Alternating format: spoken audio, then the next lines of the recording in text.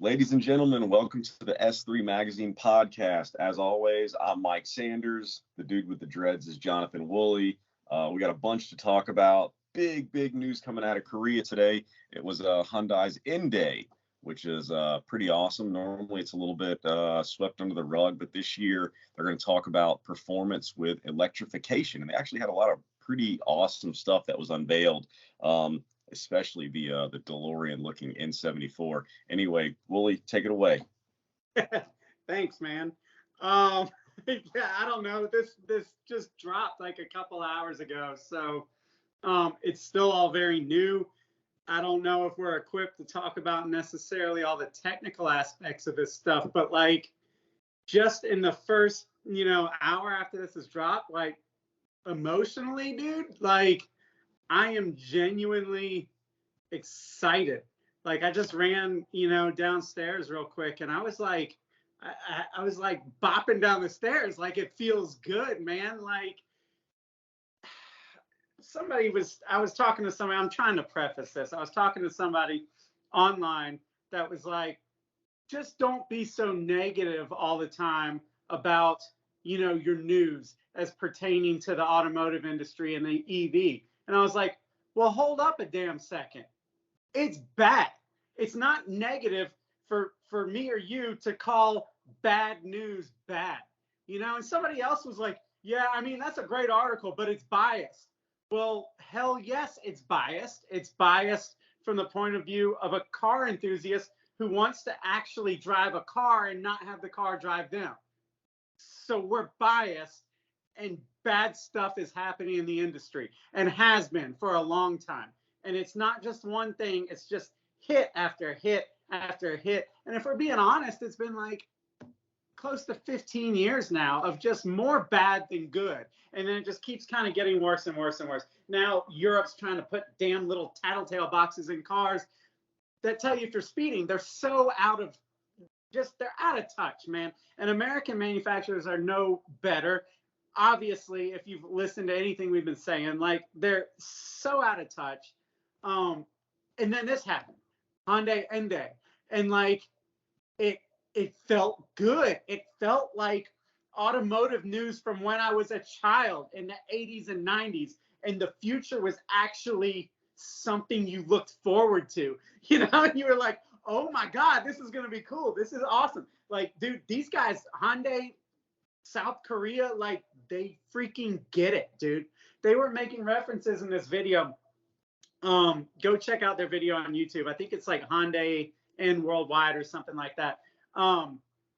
They're saying all the right things. Like they're talking to enthusiasts. They're saying, we hear you. And they have pull quotes out about like, should we just buy our last fun car now because this is ending? Should we, like, real concerns from enthusiasts that they are listening to?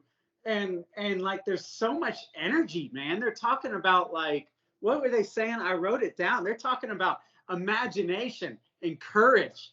Who else is talking about that? Those are pretty common words, but who else in the automotive industry is talking about imagination and courage? They're not. They're building freaking boxes, dude. And like, oh, it's about range. It's about range, and it's about screen size. And fuck that. This is fucking awesome. Like, what's that thing called? They basically made, all right, so there's basically another concept that they introduced that is based off of a pony car concept that they made a long time ago, and it never came to fruition. And they even explained it. They were like, we wanted this so bad, it just wasn't in the cards back in the 70s. I didn't even know Hyundai was around in the 70s. And then, that they were like, but the car inspired us. And we've gone back to it and been re-inspired. And like, this car, it's called the N-Vision 74. I get it now, 74. Like, that was the year that they made this concept. But like, the video has this synth energy, this 80s energy to it, this, this, I don't know, just no limits type of I don't know, style, imagination, whatever you want to call it. Like, the engineers at Hyundai, their head, if you're an enthusiast and you like to drive, their head is in the right place. And it seems like they've got some leash. Like, all of their heads are collectively in the right place. It's not like Ford, where you might have one guy that's trying to do something and the rest of the suits are telling them no. You know, like they're moving forward as an army. I think they're going to flip this thing on their head. Just to explain it, they have another concept, the RN22E, which is essentially an Ioniq 6 that they're using for development and testing, and they just dubbed it the RN22E. It's basically an Ioniq 6 race car is what it looks like. And so they were using that in the video to talk about essentially all that tech is going to go into the Ioniq 5N, which is hitting in 2023. If you guys know the Ioniq 5, it's dope. It kind of looks like it's got like GTI proportions, but a little bit bigger. It's really well designed, and it's EV, obviously. So they're going to bring, Hyundai is going to apparently be the first to bring an electric hot hatch. And we've been saying if somebody would bring an electric hot hatch, this could change the game. You know, me and you, we were never anti-electric. We're anti the government telling us what we can and can't drive. So there's a big difference. Like, we weren't hostile towards electric. Like, the legislation and all of the car manufacturers completely like just being leashed and following along with that has pissed us off. And that has unfortunately kind of made us anti-EV when it's really not anti-EV. It's anti-VEVs that we're seeing come out. And it's anti-rush to market, and it's anti-short-sighted thinking. This is what we're anti.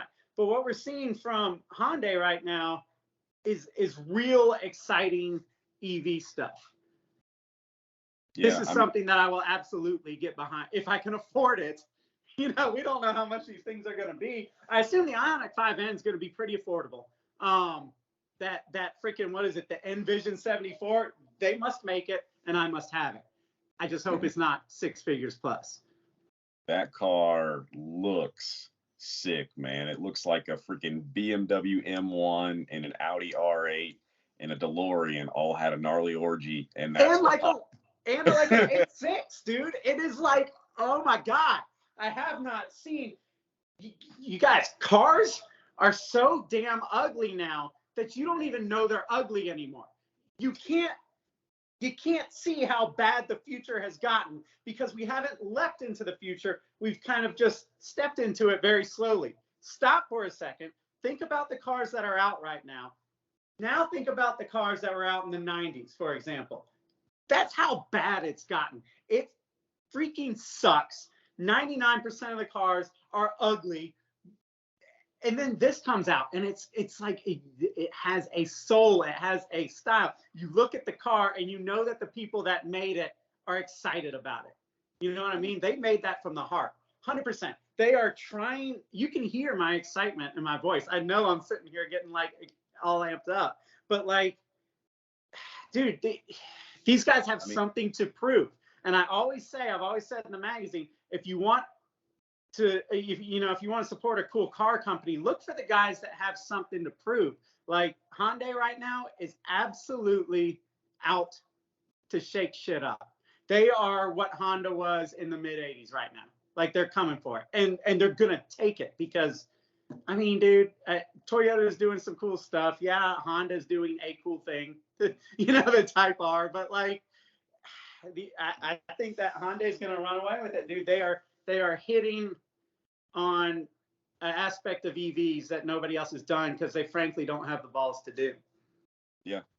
I love the fact that they were genuinely excited about the performance aspect of it. That entire video, like Willie said, if you guys go watch it, please check it out. If you go watch it, the whole video is them on racetracks talking, running these cars, these rolling labs, these project cars on the racetrack, and it's all about performance. Not just straight line performance, which every other EV out there is doing. So that's the thing. I'm not anti-EV at all. I actually think there's a lot of good that's going to come from EV. I'm not anti-EV. I'm anti-boring car. And the EVs that we've been fed over the past couple of years, I mean, let's call them what they are. They're basically Camrys and Corollas with electric motors, and I just don't care. They look like crap. They don't make cool noises. There's just nothing cool about them. There's no reason for me as a performance-oriented car guy to go and want them. Hyundai is turning that on its head, and they're saying, let's make these things fun. not just fast in a straight line. Let's make them corner. Let's make them brake. Let's make them like really good on a racetrack. They were talking about how to make them last longer on the track. Different ways to cool down the batteries, which if you guys have been following Ford the past couple of weeks, you're seeing they're having a lot of problems. Their batteries are literally getting so hot they're welding themselves shut. That's a lot of fun.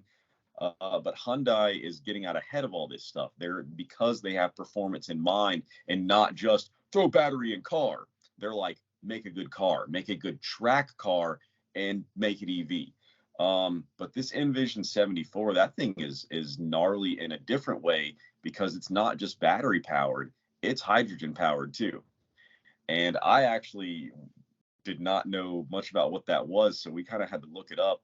Dude, that's a crazy idea, and it's a really good idea in terms of getting more power, reliability, and range, because basically this thing has its own battery that powers the motors, but then it's also got this freaking hydrogen tank that creates its own electricity to also power the motors whenever you need more power because you're really getting on it on the racetrack, or you need more range. So it has what's it called, regenerative braking. I can't speak tonight. So I mean, it has a lot of really good engineering in one car there. So it's pretty cool stuff. Twin rear wheel drive motors. So a motor on each rear wheel. So like their mentality is, we want a car that's going to play. Like they're not trying to just make something necessarily on rails or whatever. They're trying to bring the soul of a sports car back. This thing's going to absolutely be a freaking drift missile is what it's going to be. Yeah.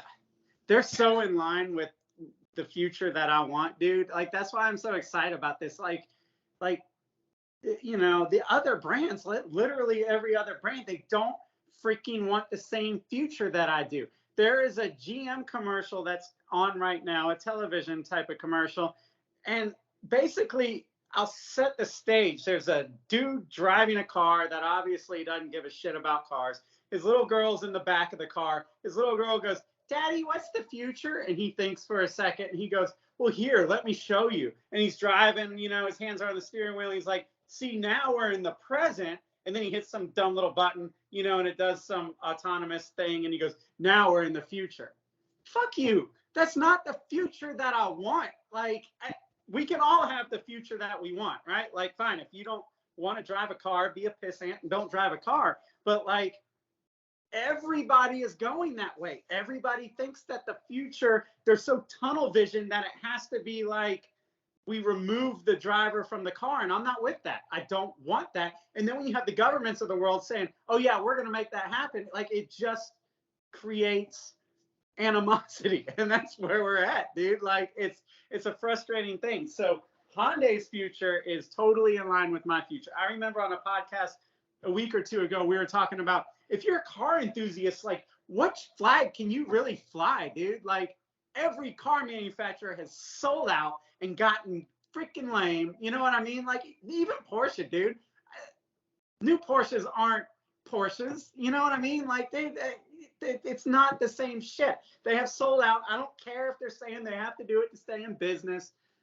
Fine, but you sold out. You know what I mean? But then Hyundai here is, dude, like, I would wave that flag. I want to buy the car, not just to have the car, but to support the movement. I agree with them. I want, like, we're sharing the same heart and brain here, dude. I'm so stoked for this. I think that they definitely just created a leg up on the competition because they actually care about the heart and soul of an EV, which no one else really seems to. Again, everybody else, I always go back to Ford with this because the Mustang Mach-E is kind of just such a mockery. But like, you mean mockery? That car, just like, it doesn't seem to have it. It reminds me of seeing somebody in high school doing the bare minimum. The government said we have to do electric motors, guys. Let's do electric motors. Okay, so grab that thing over there that looks just like a Ford Edge. We'll throw some Mustang tail lights on the back of it. We'll throw an EV, an electric motor in there. And then, for Googling purposes, just so people actually find it, we'll literally call it a Mustang Mach-E. just because it's a two highly Googleable terms, and then it'll work. It just seems like they really did the bare minimum on this, where Hyundai is like, all the engineers, get your ass in the boardroom right now. We're going to go win this battle early. And that's what they're doing, man. I love good engineering. You know, I really, really look up to impressive, awesome engineering. And these guys are not only making just good looking vehicles, but like exciting. And they actually care about the important stuff when it comes to performance. You know, for so many years now, everybody's telling me, oh, EVs are so fast. Yeah, man, in a straight line, but they can't freaking brake. They're too damn heavy and they can't turn. I don't care if it's fast in a straight line. I got over drag racing when I was in high school. You know, I got that out. I'm way past that. I'm all about road racing. Hyundai gets it. Hyundai gets it. And because of that, they're going to get my money. Yeah, that's what I tell these guys that talk about the specs on EVs. I'm like, we're not having the same conversation. You don't understand cars in the way that I do, because if you did, we would not be having this conversation. You know what I mean? So, look, here's what's going on, and it might not sound pretty and or whatever, but you know, the current administration, the government, and it's not just the U.S., but it is the U.S., is putting these mandates on the American car companies. The American car companies are basically saying, well, fine, we'll play ball, but then you basically got to help us play ball and legislate it so that people have to buy this shit. They're not saying we're going to make something that people want to buy. They're going to say, all right, well, let's work with the politicians and the politicians work with us so that we can pass the laws so that ultimately you have to buy the shit that we're making, so that we're essentially getting bailed out because we're not making what people want. You know what I mean? So like, we have to make sure that people are going to buy this shit. Whereas Hyundai is like, fuck the laws, fuck the mandates. We're going to do this and we're going to do it better than anybody. You know, and we're going to freaking shove this thing into the next, whatever, the future, the next generation, the next, you know, century or whatever. That's the, hold on a second. That's the attitude that I freaking love, dude. Did I lose you? Yeah, I can still hear you, but I can't see you. There you are. Okay, cool. Yeah, I just got a call come in and screwed up my whole world. but yeah, dude, that's in summary, there's a big difference between car companies that are doing it because they have to and are just trying to kind of make deals to make sure that they're, you know, that they keep selling cars, and then a company like that, and they said it, they kept talking about courage and imagination, and that's it. Like, they're saying they're just whoop, going around all these guys. They're toying with hydrogen and stuff like that, dude. They're designing cars that are more inspiring. That little N vision thing, like, I can see it on a kid's wall as a poster. Like, this is like straight back in time in all the best ways.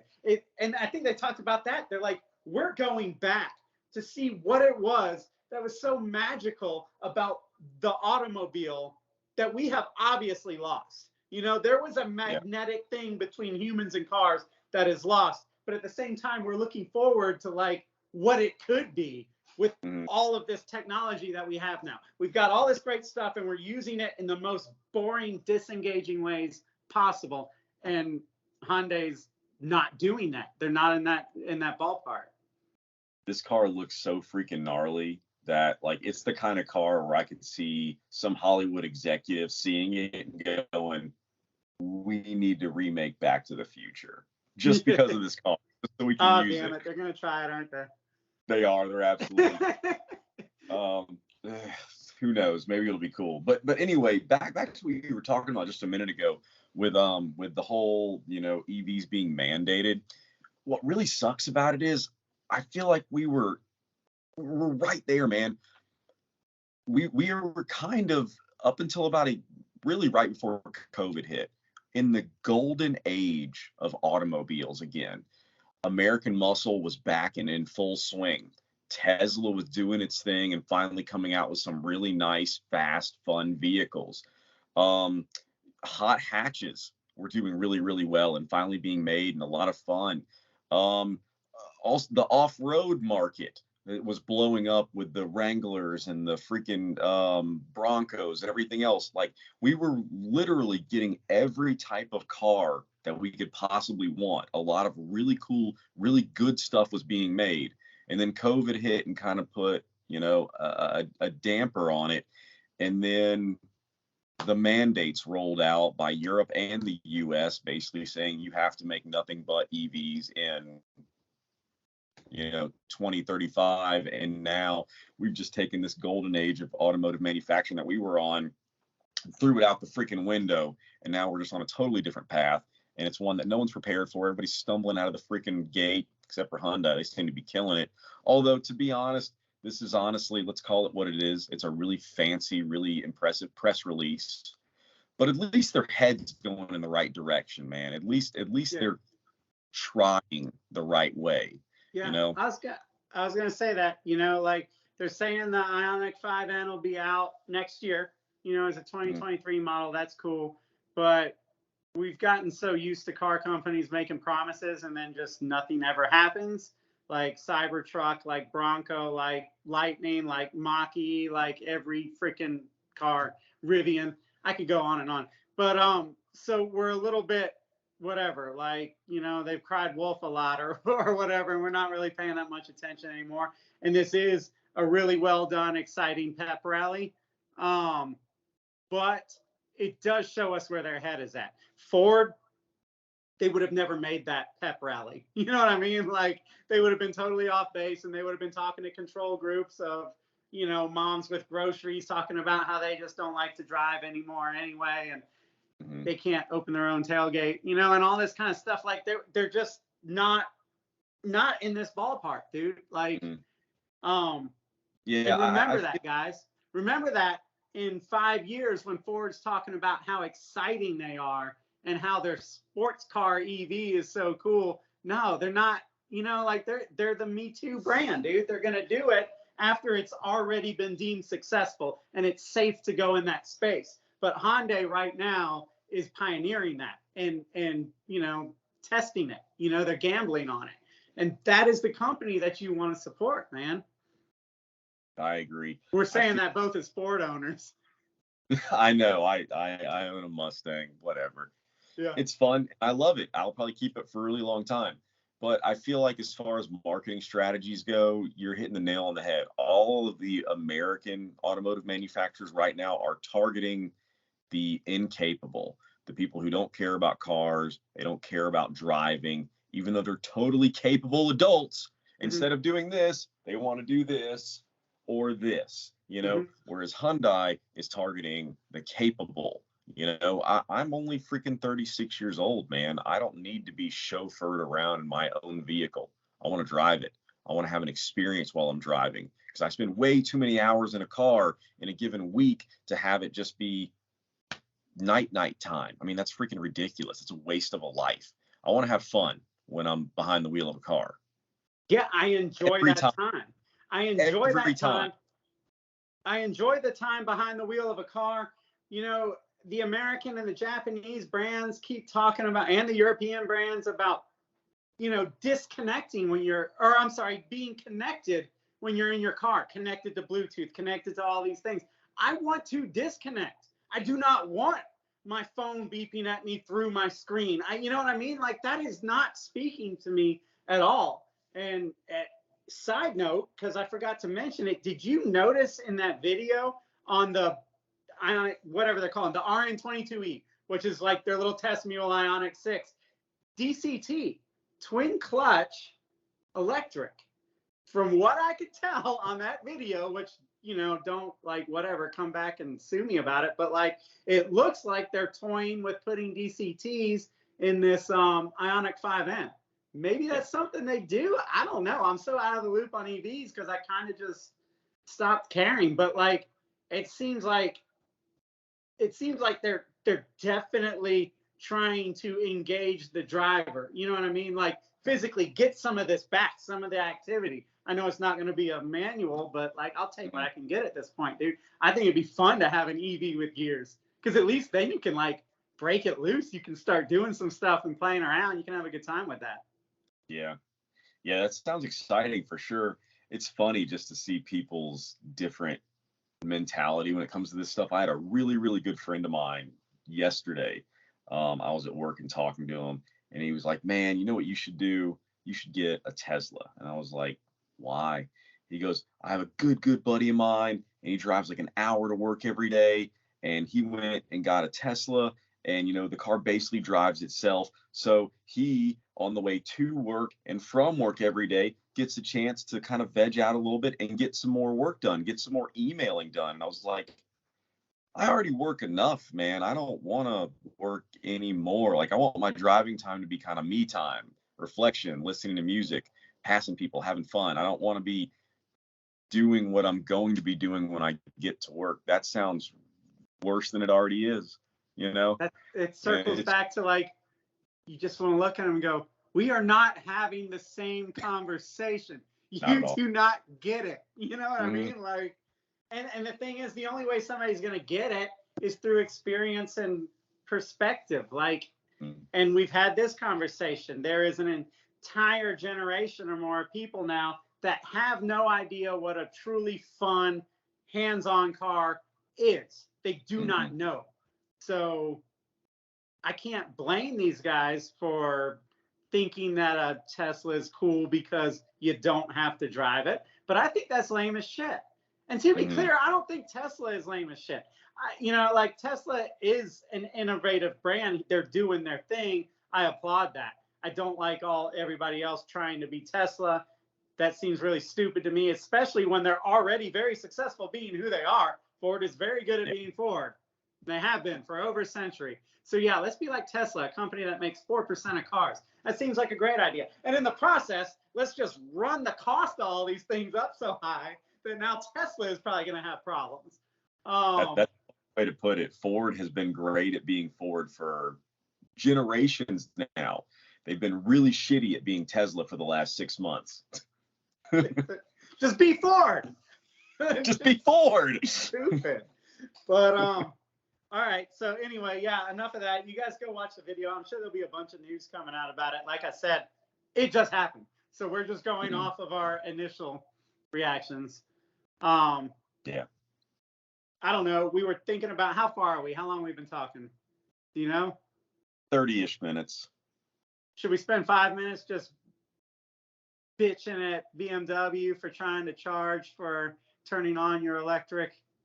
I think that probably needs to be its own whole podcast. But if you guys haven't seen what's going on here, BMW specifically they're toying with the idea. They're already doing it in certain countries, not in the U.S. yet, but they will. Don't worry. With the idea of making it to where you have to pay basically a monthly subscription for certain features on the vehicle. I think it's heated seats and. Did you feel? I say it with a straight face. So heated seats and what is it? The remote start, right? That basically you pay for those features when you buy the vehicle. You pay for them, and it costs BMW nothing for you to operate them once you have the car in your possession and you do whatever you want with it. But they want to make sure that they get just a little bit more money out of your pocket every single month, because that's the new business plan that everybody wants. Everybody wants to have monthly payments because they see how well these subscription services and streaming and everything else that does everything by the monthly. You don't have bad months when you're collecting, by the month. Just look at gyms. They do great. And especially it works. This is going to work so well for BMW, because what BMW owner is going to want to be flossing around in downtown Atlanta, pick up a girl or a guy? You're going to go somewhere. It's a little bit cold outside. Hey, baby, can you turn on the heated seats? No, I didn't pay the bill last month, so I can't. That will never happen. So they're always going to pay it every single time. It's free money. And this is BMW's way of printing money and seeing how much of it they can get away with. No, it's bullshit. It's BMW's way of holding the features that you're buying hostage unless you pay more money. It's unethical, and it just brought down my whole mood. You see that? Now we're back to the other news in the automotive industry. Back to bad, back to shitty. It's not us being negative. It is them just sucking. So I'm not going to let that bring me down. Like, Hyundai is doing cool stuff. You don't like to spend money on your heated seats in your BMW? Don't buy a BMW. Problem solved. Like, you just got to make them feel that. Like, fuck that. You know what I mean? Don't even go to a BMW dealership. If you see somebody in a new BMW next to you at a light, like tell them to roll down their window and laugh at them. Just absolutely, we've gone too far. I always thought bullying was bad, but I think it's time that maybe we relook at this thing and maybe a little bit of bullying needs to happen sometimes. Knock the world back on its axis. Anyway, yeah, screw BMW, man. Buy an old one. They're better anyway. Okay. Yeah. Hey. I know I wrote something about like just buy an old one and change your head gaskets like a real man. But whatever. I mean, they just overheat for no damn reason. It's just ridiculous. At least they look good. Yeah. All right, well, let's get out of here. You don't want to talk about your wifey's new purchase? We'll do it later. Okay, fair enough. My wifey bought a first generation Bronco. She's never, that's not her style. It is her style. She's always wanted a first generation Bronco, but she's never like gotten a project car. And she felt froggy and went and got this thing, and it is rusty. And now I am thrown into this project, and it's actually pretty comical. Not for me, sucks for me, but I can see where it's comical for like my Facebook friends and stuff. So we were going to talk about that, but we can talk about it next time. It's not going anywhere. Sure isn't. It doesn't run. All right. Well, thanks guys for listening. Go check out the Hyundai stuff. And, just remember that whenever you make a purchase, especially a car, you're casting your vote for how you want the world to be. So you can either buy a big, ugly box full of little devices that charge your phone and beep at you when the seatbelt's not on and connect to Bluetooth and everything else, or else you can support a car company with some passion and some excitement. Yep. Okay. All right, guys. Well, thanks for listening. We always appreciate it. We'll catch you next time.